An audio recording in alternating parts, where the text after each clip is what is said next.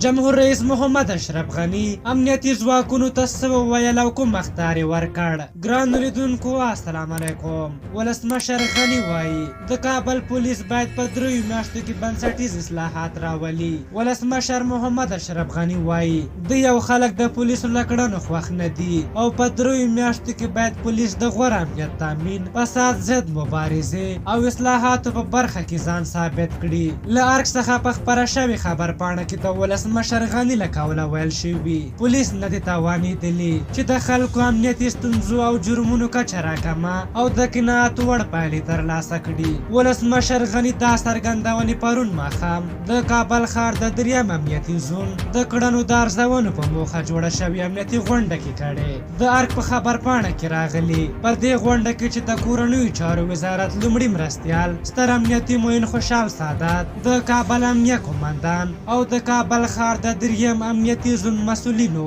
او د حوزو امیرونو هم حضور درلود. په خبرپاڼه کې وړاندې ویل شوي زه او خلک د کابل پولیسو له کړنو خوښ نه یو او پولیس تر اوسه نه دي توانېدلي چې امنیتي ستونزې او د جرمونو کچه راکمه او د قناعت وړ پایلې ترلاسه کړي. ولسمشر زیاته کړې چې د خلکو امنیتي ستونزې باید په بنسټیز ډول حل شي او د امنیت په تامین کې د خلکو مشارکت مهم دی. ولسمشر ویلي په کابل ښار کې اوس هم جرایم د خلکو ژوند ګواښي او خلک د خوندیتوب احساس نه کوي. د نشه یي توکو قاچاقبرانو، جرمي شبکو او قانون ماتونکو پر وړاندې دي جدي اقدامات وشي. د نشه یي توکو د قاچاق او پلور مخنیوی دې وشي او په امنیتي بنسټونو کې د اساسي تغییرات او اصلاحات راوړل شي. نوموړي ټینګار کړی چې یوازې بنسټیز تغییرات او اصلاحات خلکو ته خوندي چاپیریال رامنځته کولی شي. ولسمشر غني دا څرګندونې په داسې حال کې کړې چې په وروستیو کې د کابل امنیتي وضعیت ترڅنګ